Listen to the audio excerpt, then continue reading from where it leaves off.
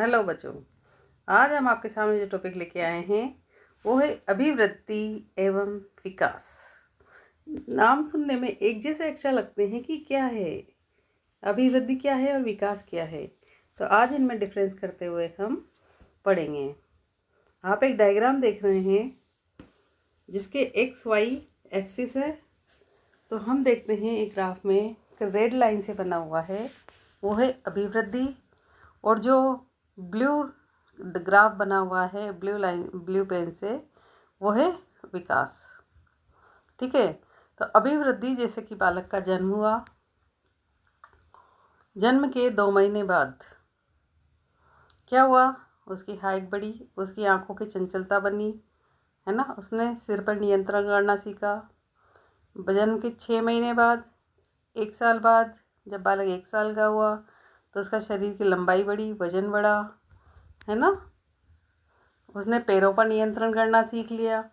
वो धीरे धीरे घुटने चलते चलते पैरों पर, पंजों पर खड़े होकर चलना सीखा। ठीक है। क्या हो रहा है यहाँ पे, शारीरिक विकास हो रहा है।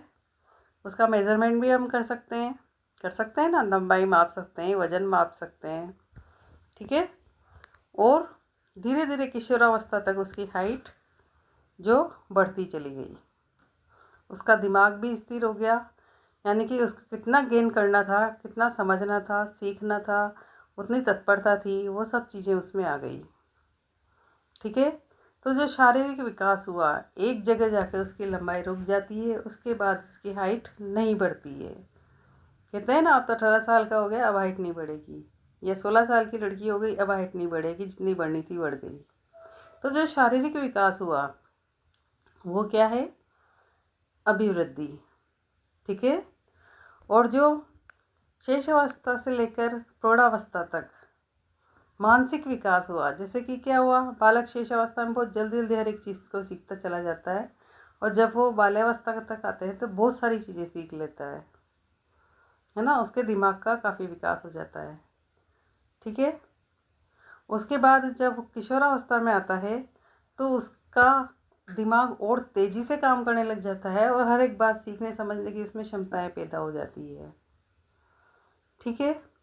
जब ये हो जाती है तो देखना आप, किशोरावस्था तक व्यक्ति में जोश रहता है, जो मानसिक स्तर रहता है, जो कार्य करने की क्षमताएं रहती है, धीरे धीरे धीरे प्रौढ़ावस्था तक आते आते वो कम होने लग जाती है। वृद्धावस्था तक आते आते तो इंसान बिल्कुल कमज़ोर पड़ जाता है, शरीर कमज़ोर पड़ जाता है, दिमाग से याददाश्त कम हो जाती है, और अन्य कई समस्याएं खड़ी हो जाती है। तो क्या हुआ, विकास क्या हुआ, बालक का मानसिक विकास। और अभिवृद्धि क्या हुई, बालक का शारीरिक विकास। ठीक है।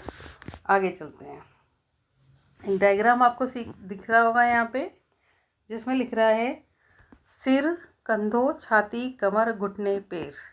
ये 4 से 5 माह तक के बालक का सिर से लेकर पैर पर नियंत्रण है। बालक सबसे पहले अपने सिर पर नियंत्रण करना सीखता है, फिर कंधों पर, फिर छाती पर, फिर कमर, घुटने, और सबसे लास्ट में वो पैरों पर खड़ा होना सीखता है। ठीक है।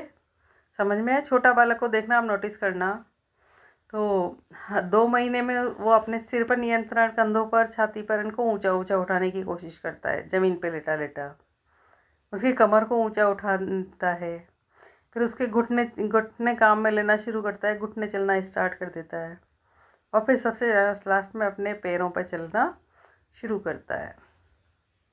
ठीक है। आगे चलते हैं, अब पढ़ते हैं हम इनकी डेफिनेशन।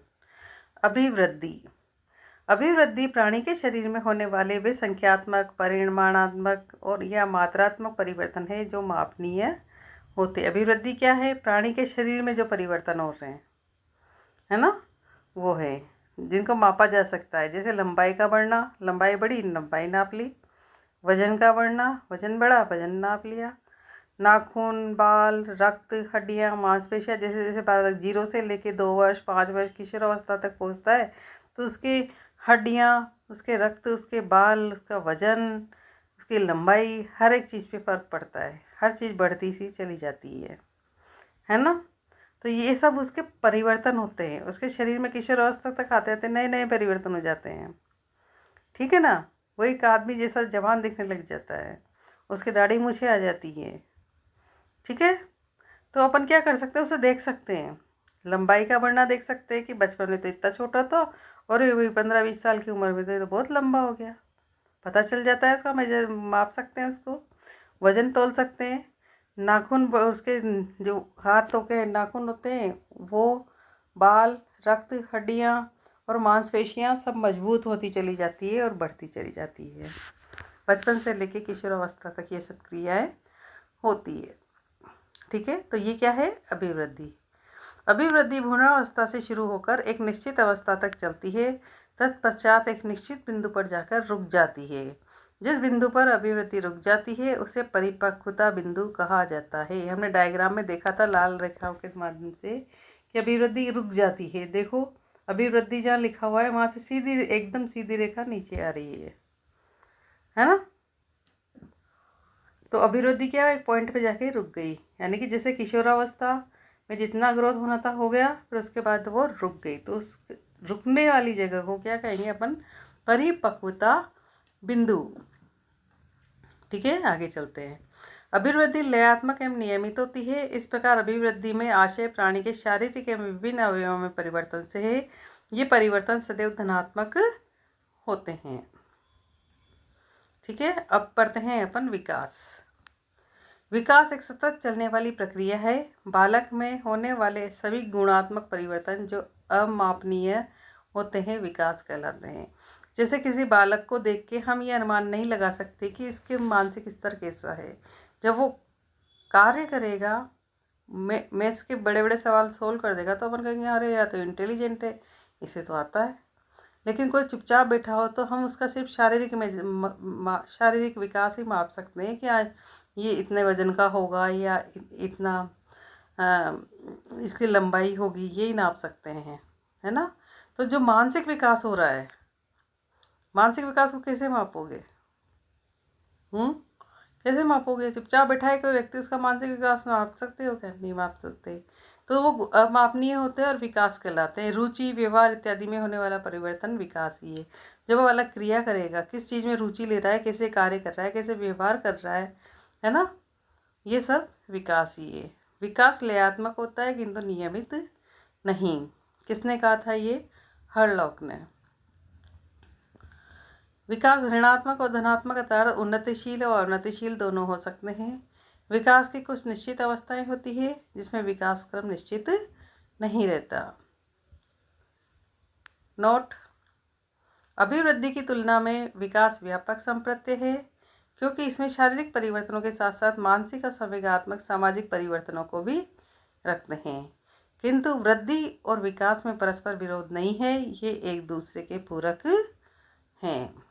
ठीक है, भाई बालक की हाइट बढ़ेगी, मानसिक स्तर बढ़ेगा, अभिवृद्धि किशोरावस्था तक उसका शरीर बढ़ेगा, शरीर में किशोरावस्था में आने वाले परिवर्तन भी होंगे, उसके साथ सब कुछ होगा, उसका मानसिक विकास भी तो बढ़ रहा है, उसके साथ साथ शरीर बढ़ रहा है जिसके साथ साथ, तो ये एक दूसरे के पूरक है।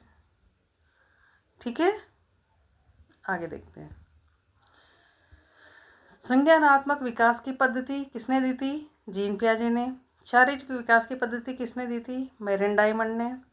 प्रत्यक्षात्मक विकास की पद्धति किसने दी थी? फील्ड गिब्सन टिफेनी ने। मनोसामाजिक विकास की पद्धति किसने दी थी? एरिक्सन ने। नैतिक विकास की पद्धति किसने दी है? कोहलबर्ग ने। तो मुझे उम्मीद है आपको विकास और अभिवृद्धि समझ में आ गए होंगे। इसकी आगे सिद्धांत, मापन, ये सब लेके आपके सामने आएंगे। तब तक के लिए हमारे चैनल को लाइक, शेयर, सब्सक्राइब करें। जय हिंद, जय भारत।